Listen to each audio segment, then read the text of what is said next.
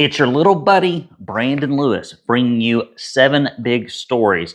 With the legislature in session, it's important that you tune in each and every week so you know where to take action. Reach out to your state reps, your state senators, and say, we want you to vote the way you campaigned. Stories today include another human trafficking operation with links to illegal immigrant Venezuelan gangs, to bills, finally, to prevent crossover voting and secure elections filed in Tennessee. Will they pass this time, or will they be killed by RINOs one more time?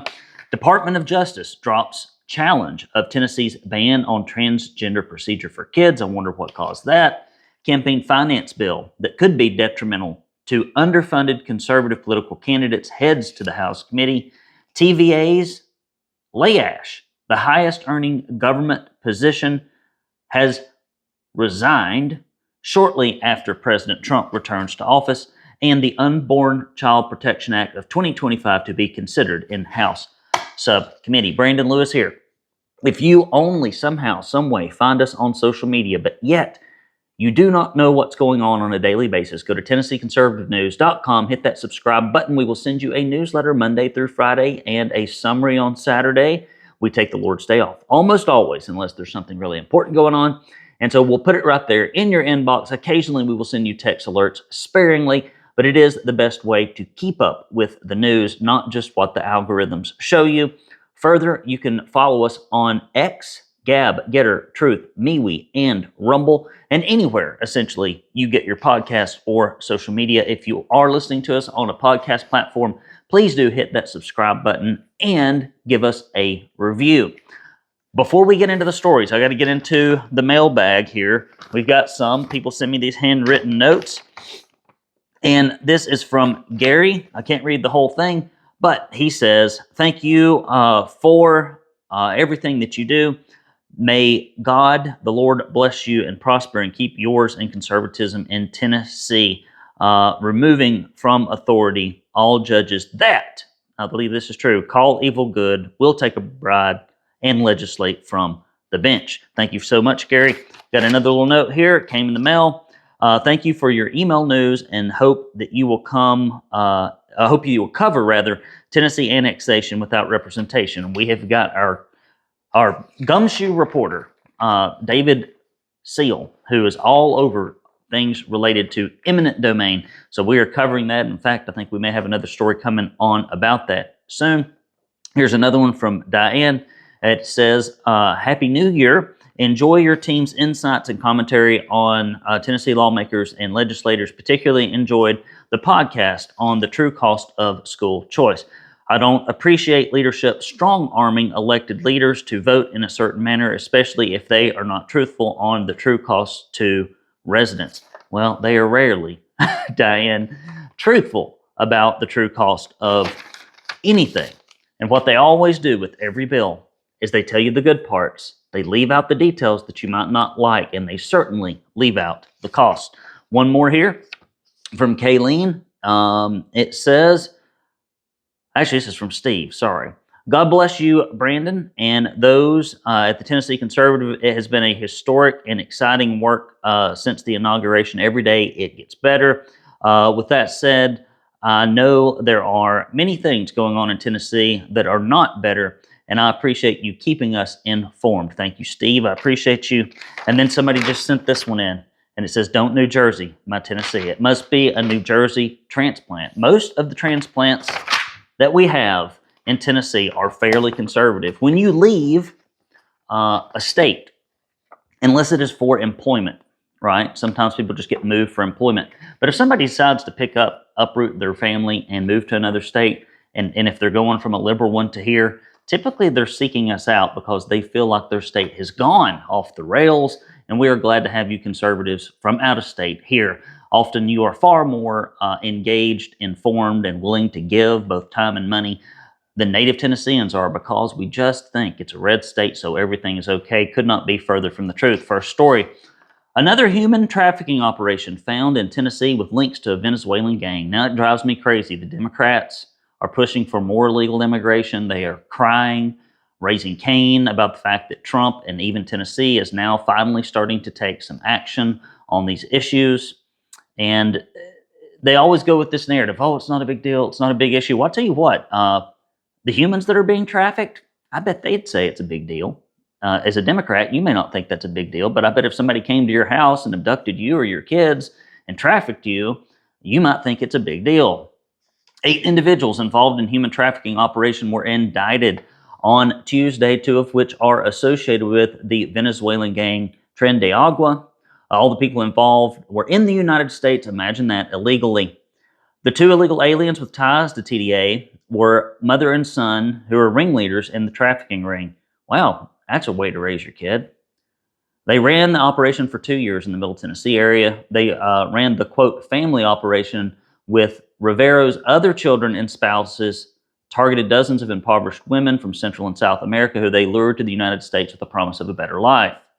Once within the borders of the U.S., the women were commercially sex trafficked at motels in Nashville and Murfreesboro, told they had to pay the group back exorbitant funds of money for the expenses involved in bringing them to America. They were threatened into compliance and had their immigration documents taken from them. Wow.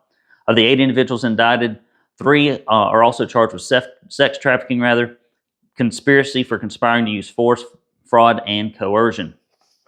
We got to get these folks out of here, and we also got to get the magnets turned off for employment, education, and all the other issues. We've got some good bills coming down the pike, a couple of which are, believe it or not, I can't believe I'm saying this, we have some illegal immigration bills that might make a difference being carried by leadership. This is the first time I've seen this since I've been covering this story, other than the ceremonial do-nothing bills that grab a headline that they can put on a postcard but don't actually do anything. Next story. 2 bills to prevent crossover voting and secure elections filed in Tennessee. Closed circuit transmission to John Crawford. Are you going to try to kill this one again, buddy? Do you think Democrats should still be voting in Republican primaries? I know that's one of your favorite things about this state is that Democrats can openly vote for you. But are you going to be trying to kill it again? I wonder if the subcommittee is going to be trying to kill it. Let's hope not. Will Gary Hicks be trying to kill it? Who knows? We've got your usual suspects. Companion bill sponsored by Representative Susan Lynn and Joey Hensley would require voters to select an official party affiliation. Hear, hear. The legislation requires voters to designate on the voter registration record a political party with which the voter is affiliated in order to vote in the primary for such political party. At the time of registration, each voter must designate a political party, and those that don't want to do that can be chosen to be unaffiliated. Another election integrity bill, sponsored by Representative Todd Warner and Janice Bowling, is introduced. The legislation will require all of Tennessee's election ballots to have a secure watermark, easily discernible for verification purposes. It would also require the official tabulation count of a ballot scanner to be based, quote, on the text or the machine mark of a ballot, and creates programs for the scanning and auditing of ballots. We will see how this crossover vote with Susan Lynn and Joey Hensley go. I hope it goes well. You know what? I've gotten to the point now where my expectations are so low for Republicans doing what constituents want. And the only reason they're doing anything on illegal immigration now is because they're worried about primary challenges, because many of them have bad voting records. And so they're trying to get some good stuff that they can go out and talk about. And it would not bother me at all to watch this bill die and ruin again, because we're just going to smear their names all over the state, because folks that want Democrats voting in Republican primaries ought not be elected in the GOP primary. Guys, listen, it's tough over here at the Tennessee Conservative. What has happened is that Trump has been elected, and it has dampened the fire in the belly of many Tennesseans. They think, oh, Trump's going to fix everything. We don't have any issues here at the state. Well, I looked at the special session, and I would beg to differ. If Dodge came into Tennessee and took a look at the bill that Governor Lee proposed that had all this double funding of students and everything else, I believe Elon Musk would say, that's a bad idea. So we've got things going on in state government that only you and I can fix here in the volunteer state, and Trump's not going to be able to get to it all. And often, I'll be honest with you, Trump doesn't know exactly what's going on in all 50 states with every legislative bill. And his name often gets thrown around as if he's supporting something, and people put his face on a postcard or whatever, and low information voters go, oh, that must be what he would do. And often it's not the case. So we still need your support. We spend a lot of money when session is going on because we want to bring you the information. But if our funding gets below a certain point, we have to pull back the content, which means bad bills may get passed because you're not informed. Good bills may not get the support they need. So please do go to TennesseeConservativeNews.com, hit that support button. And if you give $50 or more, or a $10 recurring donation or more, we will send you a proud Tennessee Conservative tumbler. We will send you a koozie, a couple of bumper stickers, my heartfelt thanks, and a brand new directory of elected officials. Guys, we need your support more now than ever. TennesseeConservativeNews.com. And for those of you who mail in checks, and I appreciate you very much, P.O. Box 625, Signal Mountain, Tennessee 37377. That is P.O. Box 625, Signal Mountain, Tennessee 37377. Next story. Department of Justice magically drops challenge of Tennessee's ban on transgender procedure for kids. Yes, the Department of Justice really needs to focus on making sure that kids have body parts chopped off and that they are chemically castrated and irreparably harmed. The last 4 years have been a nightmare. The Justice Department notified the Supreme Court that it would no longer be pursuing a challenge to Tennessee's law protecting minors from transgender medical treatment, stating that they no longer believe the ban is in violation of the 14th Amendment, which probably tells you that it was never in violation of the 14th Amendment to begin with, because I don't remember the 14th Amendment saying anything about chemically castrating or otherwise chopping off body parts of kids. The letter read, following the change in the administration, the Department of Justice has reconsidered the United States position in this case. The law, which bans puberty blockers, which Farrell Hale pushed, Senator Farrell Hale, he got one re-election, he pushed puberty blockers, so I don't know, Farrell Hale is probably for this being challenged, would be my guess. Hormones and sex change operations for minors was initially blocked by a federal judge. The Sixth Court of Appeals allowed the law to take effect, but it was challenged in December by the Biden administration. The DOJ has not asked that the case be dismissed, instead requesting a prompt resolution from the Supreme Court. The court has shown itself to lean toward the state's favor. Subcommittee, who has been really good, a lot better than the previous guy. The previous guy was so not good that I don't even remember his name. We commended President Trump for abandoning the previous administration's effort to enshrine gender ideology into the Constitution and prevent the people's elected officials from resolving these important and contentious issues. We look forward to receiving much needed clarity when the court issues its decision. Next story. Campaign finance bill that could be detrimental to underfunded conservative political candidates heads to House Subcommittee. A 6-page bill that would result in a variety of changes in campaign finance law and would be detrimental to already low-funded conservative political candidates in Tennessee has been scheduled for the Senate and Local Government Committee next week. Richard Briggs, if Richard Briggs sponsors it, you know that it's a left-leaning ploy. You know that he's trying to hold on to his seat, that he's worried about challengers because his record sucks. That's what this is. It would require certain officials in the executive branch to receive ethics training from the Bureau of Ethics and Campaign Finance. Yes, elected officials need training from the folks on, I hope this isn't the people that are on that board, because that's a kangaroo court. Those folks have proven to be nothing but antagonistic to conservatives, if that's the folks doing the training. Make certain records of the Bureau of Ethics and Campaign Finance public. I'm all for public stuff. Distributes 80% of the privilege tax collected from lobbyists to the Bureau of Ethics and Campaign Finance. I don't really understand that. Makes other changes to the operations of the Bureau. The legislation contains many provisions which appear to subtly yet extensively shift many of the state's already complex campaign finance processes in a way that may not serve conservative or conservative candidates well. A few of the changes would include requiring a local candidate whose jurisdiction covers more than one county to register a political treasurer in each county the election occurs. Why? Why would they need to spend money and time? One treasurer is enough. One treasurer in one county is enough. Instituting an annual $150 fee to be paid by a political campaign to the Registry of Election Finance. Those people don't need any more money. No more money, Mr. Briggs. Now, here Elon Musk is trying to cut taxes and drive it down, and Trump is trying to, get rid of waste, fraud, and abuse, and here Briggs is wanting to run up the tax bill. Allowing the Registry of Finance to skip an audit. Now this is a good one here. Allowing the Registry of Campaign Finance to skip an audit or investigation of a complaint against the financial reports of a candidate for public office or political campaign committee and, quote, proceed directly to a show cause hearing on the sworn complaint. Why would you want the Registry of Election Finance to be able to do that? It's because they are antagonistic to conservatives. They are put in place by incumbents. And so what they do is they cover for the incumbents. And they try to make the challengers of incumbents' life difficult. That's why Richard Briggs wants to give them more power and more autonomy. Deleting an entire section of existing law and replacing it with exemptions for campaign contribution limits for certain political campaign committees, such as those controlled by a political party, has been placed on the calendar Tuesday, February 18th, State Senate Local Government Committee. Sounds like a piece of garbage to me, and that's how we'll be scoring it. Almost anything that comes from Richard Briggs, you can almost count on it being a piece of garbage. Next story, TVA's Jeff Layash quits highest earning government position shortly after President Trump returns. TVA's CEO, Jeff Layash, has hit the highest earning government position in the United States. Layash has been receiving criticism from Trump in 2020 during the president's first term when he said Layash should have been learning no more than $500,000 annually. 11 days after Trump returned to the White House, Layash announced his retirement. He was getting paid $10.5 million per year.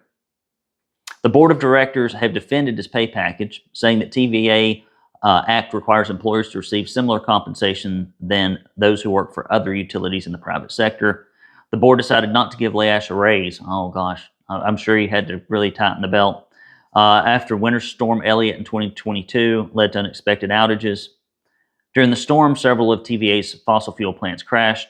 In order to preserve the grid, the utility was forced to initiate rolling blackouts. Final story from our good friend Gino Bolso. Unborn Child Protection Act of 2025 to be considered in the House Subcommittee.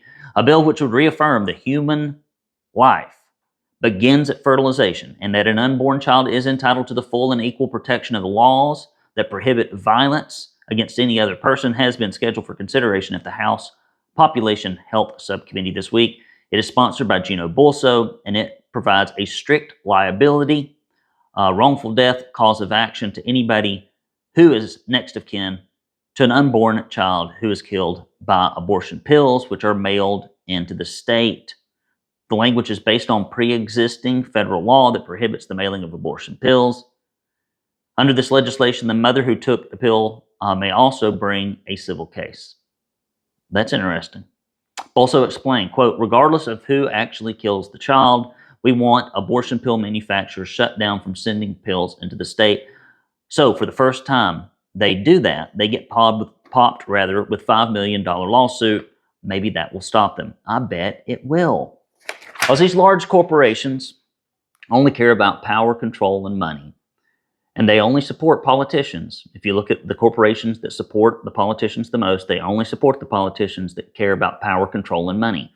It is not in their interest. It is not something that they care about, that anything be ethically and morally carried out, but rather that they preserve their fiefdoms and their fortunes. Guys, Brandon Lewis, we're at the end of the Big Seven. That's all the news, guys. I would like to make a few brief announcements. Number one, I'd like to encourage you to join me at the Tennessee Stands annual event. I think it's on the 28th. Go to TennesseeStands.com.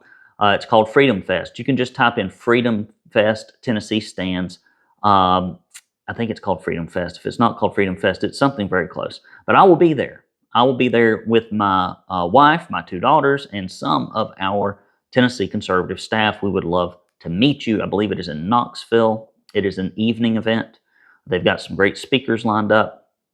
What else is going on? Guys, if you're in Hamilton County and you have yet to go to activatehamilton.com and pre-qualify to attend the convention, you're crazy. You're crazy. Please come help me. I understand nobody wants to go spend half a Saturday doing something that should have taken an hour and a half for the mass convention, but it is what it is. So please go to activatehamilton.com, pre-qualify, come join me. You know, so often folks go, well, I want to make a difference. And they spend 50 hours a week watching Fox News and listening to podcasts and everything else. But then you ask them to spend some time to actually physically go do something. And it's like, I don't have any interest in it. And I will tell you again that conservatism is not something you feel, and it's not something you think, it is something you do. And if the doing is virtually absent, then you are not a conservative. You may be a conservative theorist, but you are not a practicing conservative, because practicing conservatives get out there and engage and make a difference in the political process. And further, if you look in scriptures, I think that we have an obligation to make sure that we have good, moral, ethical people in leadership. And that begins with folks like me and you making a difference. And there are other reorganizations going on in Williamson County, Washington County. I know we had a huge win for conservatives in Shelby County. The establishment is starting to notice that there's a conservative wind blowing. And what has happened is they have pushed so many people outside of the Republican Party in Tennessee, all across the state in various counties, that now there are more people outside the party apparatus and organizations and engaging in campaigns than there is in it. And then those that are left in it are primarily just used to getting together and gossiping and clapping like seals for politicians, regardless of whether or not they adhere to the platform. So we've got this devolution of the Republican Party at the grassroots level within the party itself, and it is time that it be corrected. Just as we saw a correction at the national level with Trump, we need to see corrections at the local level, and that starts with you. ActivateHamilton.com for my Hamilton County friends, and then figure out what's going on in your area. See if you can put together a slate. And if you should need some help, email me, Brandon at TennesseeConservativeNews.com. I'll tell you what I know, and we'll see how it goes. What's going on this weekend? Well, today is Valentine's Day. It is the day of love. I started off this morning. I sneakily put some chocolate and some Valentines that I hand decorated and some flowers for my 3 ladies, and that is Ruby, Sylvia, and Kristen. And so I put them out this morning as I got started early, and they came in and found them, and I think they were happy. We went out to lunch today, and I think we're going to continue celebrating tonight here at the house. And so I'm doing that. We have got all kinds of stuff going on Saturday. I know I'm going to church. I've got to catch up on work. I've got to go to a funeral on Monday. It's about 3 hours away. And Sunday, I don't know what we're doing. I really don't. I'll have to take a look at the calendar. So that's all I got going on. We've got chores backed up and stacked up here at the Lewis household because I was out of town last week in Colorado speaking at an industry conference. And I was back for a week, and then the week prior, I was doing my conference here in Chattanooga, Tennessee, but I was living out of a suitcase in a hotel room downtown. So I have been busy as a beaver. But the good news is the old schedule starts getting a little bit better from here on out. And after about a month or two, especially after the session lets out, old BL is on easy street. But that does mean that during the summer, when I have more time on my hands, I have to take care of those long-term projects that I can't get to during the winter. So the work never ends. And just like in conservatism, we've got to keep fighting, because the other side, they don't take a rest. They don't take holidays. They're well-funded. They're well-organized. They're connected to leadership at the hilt. And so we've got to make sure that we do our part. Brandon Lewis here with the 10 Con Big 7 saying, I love you this Valentine's Day. Hugs and kisses to you and yours. I'll see you next time. Take care.